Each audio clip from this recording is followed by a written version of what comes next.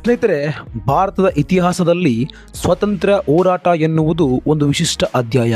ಬ್ರಿಟಿಷರ ಕಪಿಮುಷ್ಟಿಯಿಂದ ಹೊರಬಂದು ಎಲ್ಲವನ್ನ ತೊರೆದು ಕೊನೆಗೆ ತಮ್ಮ ಪ್ರಾಣವನ್ನು ಲೆಕ್ಕಿಸದೆ ಭಾರತ ಮಾತೆಯನ್ನು ಸ್ವತಂತ್ರಗೊಳಿಸಲು ಗುಂಡಿಗೆ ಮೈಹೊಡ್ಡಿ ಪ್ರಾಣ ಕಳೆದುಕೊಂಡವರು ಅದೆಷ್ಟೋ ಜನ. ಅಂತಹ ಎಷ್ಟೋ ಮಹಾನ್ ಚೇತನಗಳ ಹೆಸರು ಸಹ ನಮಗೆ ಗೊತ್ತಿಲ್ಲ. ಇಲ್ಲಿ ಈಗ ಆಗ್ತಿರೋದು ಸಹ ಅದೇ. ಆತ ನಮ್ಮ ಕರ್ನಾಟಕದ ತುಮಕೂರಿಗೆ ಸೇರಿದ ಮಹಾನ್ ಹೋರಾಟಗಾರ. ಅದೆಷ್ಟೋ ಬಾರಿ ಜೈಲಿಗೆ ಹೋಗಿ ಅಲ್ಲಿಯೇ ವರ್ಷಗಟ್ಟಲೆ ಕಾಲ ಕಳೆದರೂ ಆತನಿಗಿದ್ದ ದೇಶಭಕ್ತಿ ಮಾತ್ರ ಕಡಿಮೆ ಆಗಲಿಲ್ಲ. ಅಂತಹ ನಾಯಕನ ಹೆಸರೇ ಈಗ ಯಾರಿಗೂ ಗೊತ್ತಿಲ್ಲ. ಹಾಗಿದ್ರೆ ಯಾರು ಆ ನಾಯಕ? ಆತನಿಗೆ ಆದ ಅನ್ಯಾಯವಾದರೂ ಏನು ಎನ್ನುವಂತಹ ವಿಷಯಗಳನ್ನ ಈ ವಿಡಿಯೋದಲ್ಲಿ ನೋಡೋಣ. ನಮಸ್ತೆ ಎಲ್ಲರಿಗೂ. ನಾನು ಅಡ್ವೊಕೇಟ್ ಕಿರಣ್ ಕೇಟಿ. ಈಗ ನಾವು ನಿಮ್ಮ ಮುಂದೆ ಏನು ಇಡ್ತಾ ಇದ್ದೀವಿ, ಇದೊಂದು ಸತ್ಯವಾದಂತಹ ಕತೆ. ಆದರೆ ಇದು ಯಾವುದೇ ವಿಧದ ಸುದ್ದಿ ಅಥವಾ ನ್ಯೂಸ್ ಕೂಡ ಅಲ್ಲ. ಒಂದು ನೈಜವಾದಂತಹ ಕತೆ. ಒಬ್ಬ ಫ್ರೀಡಮ್ ಫೈಟರ್ಗೆ ಆದಂತಹ ಅನ್ಯಾಯದ ಕತೆ, ಒಂದು ದುರಂತದ ಕತೆ ಅಂತಲೂ ಹೇಳಬಹುದು. ದಯವಿಟ್ಟು ಪ್ರತಿಯೊಬ್ಬರು ಈ ಒಂದು ಕಥೆಯನ್ನು ನಿಮ್ಮ ಸ್ನೇಹಿತರಿಗೆ, ನಿಮ್ಮ ಸಂಬಂಧಿಕರಿಗೆ ತಲುಪಿಸಿ ಪ್ರತಿ ಕರ್ನಾಟಕದ ಮನೆಗೂ ಕೂಡ ಈ ಒಂದು ದುರಂತ ಕತೆ ತಲುಪುವಂತೆ ಮಾಡಬೇಕೆಂದು ನಾನು ನಿಮ್ಮಲ್ಲಿ ಕೋರಿಕೊಳ್ಳುತ್ತೇನೆ. ಸ್ನೇಹಿತರೆ, ನಾವು ಇಷ್ಟು ಹೊತ್ತು ಹೇಳಿದ್ದು ಮಹಾನ್ ಸ್ವತಂತ್ರ ಹೋರಾಟಗಾರರಾದ ಕೆ.ವಿ. ಸುಬ್ರಹ್ಮಣ್ಯ ಸ್ವಾಮಿ ಅವರ ಬಗ್ಗೆ. ಇವರು ಮೂಲತಃ ತುಮಕೂರಿನವರು. 1900ನೇ ಇಸವಿಯಲ್ಲಿ ಇವರ ಜನನವಾಯಿತು. ಇವರು ಖ್ಯಾತ ವಕೀಲರಾಗಿದ್ದವರು. 1928ರಲ್ಲಿ ದಿವಂಗತ ಕೆ.ವಿ. ಸುಬ್ರಹ್ಮಣ್ಯ ಸ್ವಾಮಿ ಅವರು ಕುಣಿಗಲ್ ಕಾಂಗ್ರೆಸ್ ಕಮಿಟಿಯನ್ನು ಸ್ಥಾಪಿಸಿದರು. 1930ರಲ್ಲಿ ಮುಂಬೈನಲ್ಲಿ ದಿವಂಗತ ಸುಬ್ರಹ್ಮಣ್ಯ ಸ್ವಾಮಿ ಅವರು ಖಾದಿ ಬಟ್ಟೆಯನ್ನು ತೊಟ್ಟಿದ್ದಕ್ಕಾಗಿ ಬ್ರಿಟಿಷರು ಇವರನ್ನು ಬಂಧಿಸಿ ಜೈಲಿನಲ್ಲಿ ಇಟ್ಟಿದ್ದರು. ನಂತರ ಇವರು 1934ರಲ್ಲಿ ಕಾಂಗ್ರೆಸ್ನ ಪ್ರಜಾಪ್ರತಿನಿಧಿ ಸಭೆಗೆ ಸ್ಪರ್ಧಿಸಿ ಆಯ್ಕೆ ಕೂಡ ಆಗಿದ್ದರು. 1937ರಲ್ಲಿ ಮೈಸೂರು ಕಾಂಗ್ರೆಸ್ ಸ್ಥಾಪನೆಯಲ್ಲಿ ಪ್ರಮುಖ ಪಾತ್ರವನ್ನು ವಹಿಸಿದ್ದರು ಮತ್ತು ಅದಕ್ಕಾಗಿ ಇಡೀ ಮೈಸೂರು ರಾಜ್ಯವನ್ನು ಸಂಚರಿಸಿದ್ದರು. ಇನ್ನು ಧ್ವಜ ಸತ್ಯಾಗ್ರಹ ಮತ್ತು ಅರಣ್ಯ ಸತ್ಯಾಗ್ರಹದಲ್ಲಿಯೂ ಕೂಡ ಇವರ ಬಂಧನ ಆಗಿತ್ತು.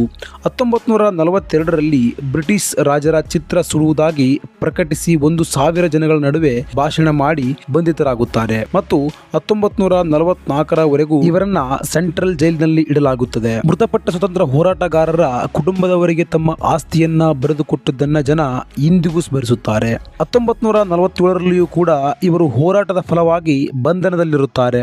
ಇನ್ನು ಭಾರತಕ್ಕೆ ಸ್ವತಂತ್ರ ಸಿಕ್ಕ ಮೇಲೆ ಉಳುವವನೇ ಹೊಲದೊಡೆಯ ಕಾನೂನು ಜಾರಿಗೆ, ಜಮೀನ್ದಾರಿ ಪದ್ಧತಿ ನಿರ್ಮೂಲನೆ, ಅಧಿಕಾರಿ ಶಾಹಿಗಳ ಅಧಿಕಾರದ ವಿರುದ್ಧ ಅಸ್ಪೃಶ್ಯತೆ ನಿವಾರಣೆ, ಹೀಗೆ ಹಲವಾರು ಕಾರ್ಯಗಳಿಗೆ ಮುಂದಾಗುತ್ತಾರೆ. ತುಮಕೂರು ನಗರದ ಸೋಮೇಶ್ವರ ಬಡಾವಣೆಯಲ್ಲಿ ನೆಲೆಸಿದ್ದ ಇವರು ಮೂಲತಃ ವಕೀಲರು ಆಗಿದ್ದ ಇವರು ತುಮಕೂರು ಮತ್ತು ಸುತ್ತಮುತ್ತಲಿನ ಜಿಲ್ಲೆಗಳಿಗೆ ಕಾನೂನು ಶಿಕ್ಷಣ ಮತ್ತು ಕಾನೂನು ಪದವಿ ದೊರಕಬೇಕು ಎಂಬ ಉದ್ದೇಶದಿಂದ 1958ರಲ್ಲಿ ವಿದ್ಯೋದಯ ಎಜುಕೇಷನ್ ಸೊಸೈಟಿಯನ್ನು ಸ್ಥಾಪಿಸಿ ವಿದ್ಯೋದಯ ಲಾ ಕಾಲೇಜನ್ನು ಆರಂಭಿಸುತ್ತಾರೆ ಮತ್ತು ಅವರೇ ಅದಕ್ಕೆ ಪ್ರಾಂಶುಪಾಲರಾಗಿ ಸೇವೆಯನ್ನು ಸಲ್ಲಿಸುತ್ತಾರೆ. ಎಷ್ಟೋ ಬಡ ವಿದ್ಯಾರ್ಥಿಗಳಿಗೆ ಈ ಕಾಲೇಜಿನಲ್ಲಿ ಉಚಿತವಾಗಿ ಓದಲು ಅವಕಾಶ ಮಾಡಿಕೊಟ್ಟು ಕಾನೂನು ಪದವಿಯನ್ನು ಪಡೆಯಲು ಕಾರಣರಾಗಿದ್ದಾರೆ. ಅವರ ಮಾರ್ಗದರ್ಶನದಲ್ಲಿ ಕಾನೂನು ಪದವಿಯನ್ನು ಪಡೆದ ಎಷ್ಟೋ ವಿದ್ಯಾರ್ಥಿಗಳು ಸಮಾಜದ ಗೌರವಯುತ ಸ್ಥಾನದಲ್ಲಿ ಇದ್ದಾರೆ. ಕೆ.ವಿ. ಸುಬ್ರಹ್ಮಣ್ಯ ಸ್ವಾಮಿ ಅವರು ಸುಮಾರು 4ರಿಂದ 5 ದಶಕಗಳ ಕಾಲ ತುಮಕೂರು ನಗರದಲ್ಲಿ ನೆಲೆಸಿದ್ದರೂ ಕೂಡ ತಮಗಾಗಿ ಒಂದು ಸ್ವಂತ ಮನೆಯನ್ನು ಕೂಡ ಕಟ್ಟಿಕೊಳ್ಳಲಿಲ್ಲ, ಆಸ್ತಿಯನ್ನ ಮಾಡಲಿಲ್ಲ. ದುಡಿದ ಹಣವನ್ನೆಲ್ಲ ಸಮಾಜ ಸೇವೆ ಮತ್ತು ತಮ್ಮ ವಿದ್ಯಾರ್ಥಿಗಳ ಜೀವನವನ್ನ ರೂಪಿಸುವುದಕ್ಕಾಗಿ ಮೀಸಲಿಟ್ಟರು. ಸರಳ ಜೀವಿ ಹರಿದ ಬಟ್ಟೆಯನ್ನೇ ಮತ್ತೆ ಮತ್ತೆ ಹೊಲಿಸಿ ಧರಿಸುತ್ತಿದ್ದದನ್ನ ಎಷ್ಟೋ ಜನ ಕಂಡಿದ್ದಾರೆ. 1991ರ ಆಸುಪಾಸಿನಲ್ಲಿ ದಿವಂಗತ ಕೆ.ವಿ. ಸುಬ್ರಹ್ಮಣ್ಯ ಸ್ವಾಮಿ ಅವರು ಅನಾರೋಗ್ಯದ ಕಾರಣದಿಂದ ಹಾಸಿಗೆ ಹಿಡಿಯುತ್ತಾರೆ ಮತ್ತು ಕಾಲೇಜು ಸುಬ್ರಹ್ಮಣ್ಯ ಸ್ವಾಮಿ ಅವರು ನಿಧನರಾಗುತ್ತಾರೆ. ಅವರು ನಿಧನರಾಗಿದ್ದೇ ತಡ ಸುಬ್ರಹ್ಮಣ್ಯ ಸ್ವಾಮಿಯವರು ಕಟ್ಟಿ ಬೆಳೆಸಿದ್ದ ವಿದ್ಯೋದಯ ಎಜುಕೇಷನ್ ಸೊಸೈಟಿಯನ್ನ ಇಲ್ಲವಾಗಿಸುವಂತಹ ಕಾರ್ಯಗಳು ಚುರುಕಾಗುತ್ತವೆ.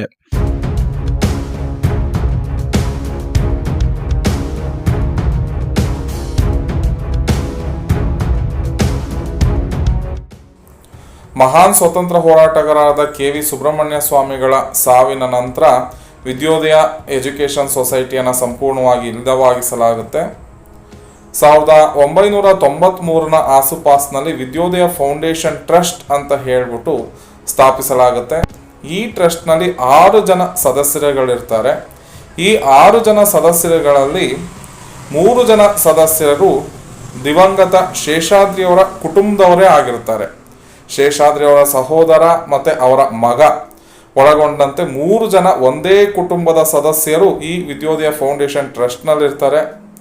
ಇದೇ ಟ್ರಸ್ಟ್ ಏನಾಗುತ್ತೆ, ವಿದ್ಯೋದಯ ಲಾ ಕಾಲೇಜಿನ ಆಡಳಿತ ಅಂತ ಹೇಳ್ಬಿಟ್ಟು ಬಿಂಬಿಸಲಾಗುತ್ತೆ. ಹಾಗೂ ಇಲ್ಲಿವರೆಗೂ ಕೂಡ ಇದೇ ಟ್ರಸ್ಟ್ ಬಂದು ಈ ವಿದ್ಯೋದಯ ಲಾ ಕಾಲೇಜಿನ ಆಡಳಿತವನ್ನು ನಡೆಸ್ತಾ ಬಂದಿರುತ್ತೆ. ಅಂದರೆ ಒಂದು ಕುಟುಂಬದ ಕೈವಶ ಆಗತ್ತೆ ಯಾವುದು, ವಿದ್ಯೋದಯ ಲಾ ಕಾಲೇಜು. ಮಹಾನ್ ಸ್ವತಂತ್ರ ಹೋರಾಟಗಾರರು KV ಸುಬ್ರಹ್ಮಣ್ಯ ಸ್ವಾಮಿಯವರು ಸ್ಥಾಪಿಸಿದ ವಿದ್ಯೋದಯ ಎಜುಕೇಷನ್ ಸೊಸೈಟಿ ಇಲ್ಲವಾಗಿಸಿ ಈ ವಿದ್ಯೋದಯ ಫೌಂಡೇಶನ್ ಟ್ರಸ್ಟ್, ಒಂದು ಕುಟುಂಬ ಸದಸ್ಯರು ಮೆಜಾರಿಟಿ ಹೊಂದಿರುವಂತಹ ವಿದ್ಯೋದಯ ಫೌಂಡೇಶನ್ ಟ್ರಸ್ಟ್ ವಿದ್ಯೋದಯ ಲಾ ಕಾಲೇಜಿನ ಆಡಳಿತವನ್ನು ನಿರ್ವಹಿಸ್ತಾ ಬಂದಿರುತ್ತೆ. ಹೀಗೆ ಒಬ್ಬ ಸ್ವತಂತ್ರ ಹೋರಾಟಗಾರರಿಗೆ ಅನ್ಯಾಯವಾಗಿ ಅವರ ಸಂಸ್ಥೆಯನ್ನು ಇಲ್ಲವಾಗಿಸಿ ಈ ಒಂದು ಟ್ರಸ್ಟ್ ಮುಖಾಂತರ ವಿದ್ಯೋದಯ ಲಾ ಕಾಲೇಜಿನ ಆಡಳಿತವನ್ನು ನಿರ್ವಹಿಸಲಾಗುತ್ತಿರುತ್ತದೆ. ಇಂತಹ ಒಂದು ಮಹಾ ಮೋಸವನ್ನ ಪತ್ತೆ ಹಚ್ಚುವಲ್ಲಿ ಬೆಂಗಳೂರು ವಿಶ್ವವಿದ್ಯಾಲಯ ಮತ್ತು ತುಮಕೂರು ವಿಶ್ವವಿದ್ಯಾಲಯ, ಕರ್ನಾಟಕ ರಾಜ್ಯ ಕಾನೂನು ವಿಶ್ವವಿದ್ಯಾಲಯ, ಬಾರ್ ಕೌನ್ಸಿಲ್ ಆಫ್ ಇಂಡಿಯಾ ಮತ್ತು ರಾಜ್ಯ ಸರ್ಕಾರಗಳು ವಿಫಲವಾಗಿದೆ. ನ್ಯಾಕ್ ಕೂಡ ಇದನ್ನ ಪತ್ತೆ ಹಚ್ಚುವಲ್ಲಿ ವಿಫಲವಾಗಿದ್ದು ಈ ಕಾಲೇಜಿಗೆ B+ ಗ್ರೇಡ್ ಅನ್ನ ನೀಡಿದೆ. ಹೀಗೆ ವಿದ್ಯೋದಯ ಎಜುಕೇಷನ್ ಸೊಸೈಟಿ ಹಾಗೂ ಮಹಾನ್ ಸ್ವತಂತ್ರ ಹೋರಾಟಗಾರರಾದ KV ಸುಬ್ರಹ್ಮಣ್ಯ ಸ್ವಾಮಿ ಅವರ ಹೆಸರನ್ನ ಹೇಳ ಹೆಸರಿಲ್ಲದಂತೆ ಮಾಡಲಾಗುತ್ತಿದೆ. KV ಸುಬ್ರಹ್ಮಣ್ಯ ಸ್ವಾಮಿ ಅವರಿಗೆ ಅಪಾರವಾದ ಶಿಷ್ಯರ ಬಳಗ ಹಾಗೂ ಸಾಕು ಮಕ್ಕಳು ಇದ್ದಾರೆ. ಇಂತಹ ಅನ್ಯಾಯವನ್ನ ಯಾರೂ ವಿರೋಧಿಸಲಿಲ್ಲಬೇಕೆ?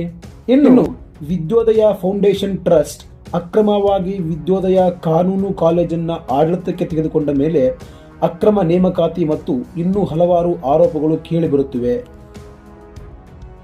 ಈ ವಿದ್ಯೋದಯ ಕಾನೂನು ಕಾಲೇಜಿನ ಅಕ್ರಮಗಳ ವಿರುದ್ಧ ಕಾನೂನು ರೀತಿಯ ಹೋರಾಟ ಮಾಡುತ್ತಿರುವ ರೀತಿಯಲ್ಲಿ ವಕೀಲನಾಗಿರುವ ಕಿರಣ್ KT ಮೇಲೆ ಜಾತಿ ನಿಂದನೆಯ ಪ್ರಕರಣಗಳಲ್ಲಿ ಸಿಲುಕಿಸುವ ಪ್ರಯತ್ನಗಳು ನಡೆಯುತ್ತಿವೆ. ಇನ್ನು ಕಾಲೇಜಿನ ವಿರುದ್ಧ ಸುದ್ದಿಯನ್ನ ಪ್ರಕಟಣೆ ಮಾಡಿದ ಕರುನಾಡ ಕಂದ ಪತ್ರಿಕೆಯ ಮೇಲೆಯೂ ಕೂಡ ಪೊಲೀಸ್ ಠಾಣೆಯಲ್ಲಿ ದೂರನ್ನ ನೀಡಲಾಗಿದೆ.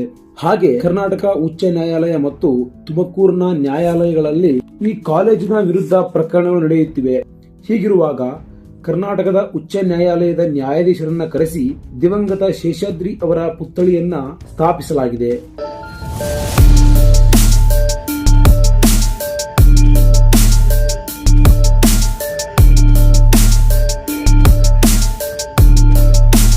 ದಿವಂಗತ ಶೇಷಾದ್ರಿ ಅವರು ಕಾನೂನು ಭೀಷ್ಮ, ಆದರೆ ದಿವಂಗತ ಮಹಾನ್ ಸ್ವತಂತ್ರ ಹೋರಾಟಗಾರರಾದ KV ಸುಬ್ರಹ್ಮಣ್ಯ ಸ್ವಾಮಿ ಅವರು ಕಾನೂನು ಬ್ರಹ್ಮ ಎಂದರೂ ತಪ್ಪಾಗುವುದಿಲ್ಲ. ಇಲ್ಲಿ ಕಾಲೇಜಿನ ಸ್ಥಾಪಕ ಹಾಗೂ ಜೀರ್ಣೋದ್ಧಾರಕ KV ಸುಬ್ರಹ್ಮಣ್ಯ ಸ್ವಾಮಿ ಅವರಿಗೆ ಇಲ್ಲದ ಸ್ಥಾನಮಾನ ದಿವಂಗತ ಶೇಷಾದ್ರಿ ಅವರಿಗೆ ಸಿಕ್ಕಿಬಿಡುತ್ತೆ.